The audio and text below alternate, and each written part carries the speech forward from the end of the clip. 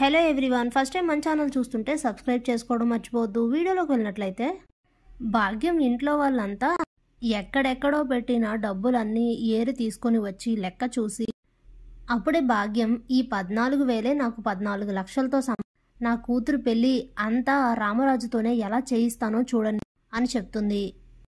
ఇక ఇంతలో ఉదయం అవుతుంది. ఉదయాన్నే రామరాజు కుటుంబం అంతా కూడా పెళ్లి ముహూర్తాలు పెట్టుకోవడానికి గుడికి అయితే బయలుదేరి వెళ్తూ ఉంటారు.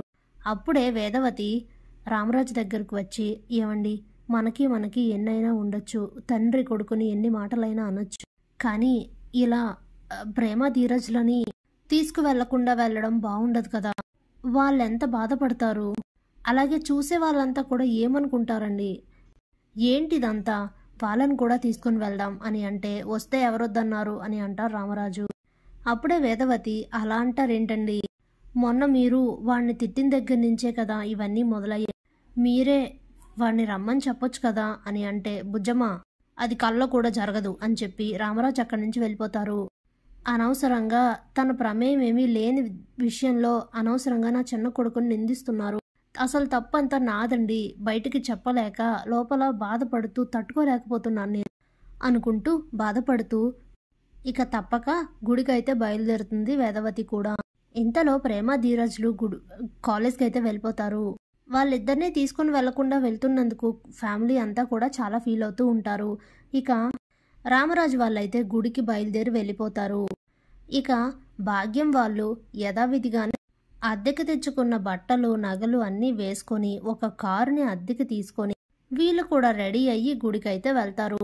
ఇక అందరూ కూర్చొని పంతులు గారితో మాట్లాడుతూ ఉండగా ఇంతలో రామరాజు వాళ్ళను ఫాలో చేసి విశ్వకైతే చందుకి నిశ్చితార్థం అని అయితే తెలుసుకుంటారు. వెంటనే భద్రావతికి ఫోన్ చేసి చెప్పగానే భద్రావతి కోపంతో ఊగిపోతూ సేనాపతిని తీసుకొని వీళ్ళు పెళ్లి ముహూర్తాలు పెట్టుకుంటున్న గుడికైతే వస్తుంది. అప్పుడే అదంతా చూస్తూ, ఏంటి, నా మేనకోడల్ని బాధ పెడుతూ వీళ్ళు వాళ్ళ పెళ్ళి ఎలా చేసుకుంటారు నేను చూస్తాను అని అనుకుంటూ అప్పుడే రామరాజు వాళ్ళ దగ్గరికి వచ్చి, ఏరా రామరాజు, పెళ్లి ముహూర్తాలు పెట్టుకుంటున్నారా ఏంటి, నీ పెద్ద కొడుకు పెళ్లికా, పాపం వీళ్ళు అమాయకుల్లా కనిపిస్తున్నారు, అందుకే అన్ని విషయాలు దాచేసి వాళ్ళని మోసం చేసి ఈ పెళ్లి చేస్తున్నారా అంటూ భాగ్యంని చూస్తూ, ఇదిగో మిమ్మల్ని చూస్తుంటే నాకు జాలేస్తోంది, అసలు ఈ కుటుంబం గురించి ఏం తెలుసని మీరు ఈ పెళ్లి చేసుకుంటున్నారు, ఈ పెళ్లి గనక మీ అమ్మాయికి చేస్తే చేతులారా తన జీవితాన్ని నాశనం చేసినట్లే, అసలు ఈ కుటుంబం గురించి తెలుసా మీకు అంటూ ఇద్దరు కొడుకుల పెళ్లిళ్ళ గురించి చెప్తుంది భద్రావతి. ఇక తను చెప్పాల్సినవన్నీ చెప్పేసి, ఇంత తెలిసాక వీళ్ళతో వియ్యం అయితే ఎవరు అందుకోరు అని మనసులో అనుకుంటూ అక్కడి నుంచి వెళ్ళిపోతుంది భద్రావతి. ఇక ఇంతకీ వీళ్ళిప్పుడు ఈ పెళ్లిని ఒప్పుకుంటారా, ఏం చేస్తారో అని ఆలోచిస్తూ ఉంటారు వేదవతి వాళ్ళు.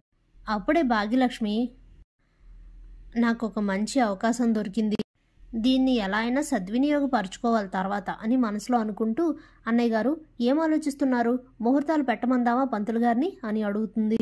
దాంతో చాలా సంతోషిస్తారు రామరాజు కుటుంబం. వెంటనే పెళ్లి ముహూర్తాలు అయితే పెట్టుకొని నిశ్చితార్థం చేసుకుని అక్కడి నుంచి వెళ్ళిపోతారు. ఆ తర్వాత భద్రావతి ఎన్ని చెప్పినా కూడా పెళ్లి ఆగలేదు, వాళ్ళ పెళ్లి ముహూర్తాలు పెట్టుకున్నారన్న సంగతి తెలుస్తుంది భద్రావతికి. అసలు ఇంత చెప్పినా కూడా మళ్ళీ వీళ్ళతో సంబంధం కలుపుకోవడం ఏంటి, అసలు ఏం జరుగుతుంది, అయితే ఆవిడ్ని కలిసి క్లియర్గా మాట్లాడాలి, ఒకసారి వాళ్ళ ఇంటి అడ్రస్ తెలుసుకో విశ్వక్ అని చెప్తే, ఇక ఇంటి అడ్రస్ తెలుసుకోవడంతో భద్రావతి సేనాపతి భాగ్యలక్ష్మి వాళ్ళ ఇంటికైతే వెళ్తారు.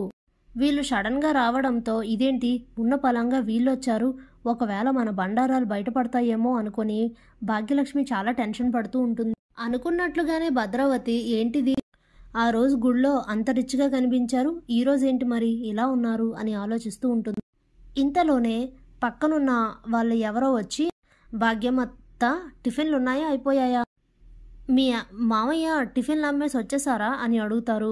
దాంతో బండారం బయటపడిందని కంగారు పడుతూ ఉంటుంది భాగ్యలక్ష్మి. అప్పుడే, ఓహో, అయితే ఇదంతా నాటకం అన్నమాట, టిఫిన్లు అమ్ముకునే వాళ్ళు అన్న విషయం తెలియకుండా మేనేజ్ చేసి ఇదంతా చేస్తున్నారనమాట, మిమ్మల్ని చూస్తేనే అర్థమవుతోంది, అయినా కూడా ఆ కుటుంబంతో వియ్యం అందుకోవడం మీకంత మంచిది కాదు అని చెప్తుంది భద్రావతి. అప్పుడే భాగ్యలక్ష్మి, మీరెందుకు అంత కుతూహలంగా ఉన్నారు, ఈ పెళ్లి ఆపాలని ఎందుకు అనుకుంటున్నారు అని అడిగితే, నా కూ నా మేనకోడల్ని తీసుకొని వెళ్ళిపోయి వాడి కొడుకు పెళ్లి చేసుకున్నాడు. అది నా కోపం. 25 ఏళ్ల ముందు నా చెల్లెల్ని తీసుకొని వెళ్ళిపోయి రామరాజు పెళ్లి చేసుకున్నాడు. అందుకే ఇదంతా అని అంటే, ఓహో అయితే ఇప్పుడు నిజాలు మాట్లాడుకుందాం మనిద్దరు. మీకు ఆ కుటుంబం మీద పగ ఉందని అర్థమైంది నాకు.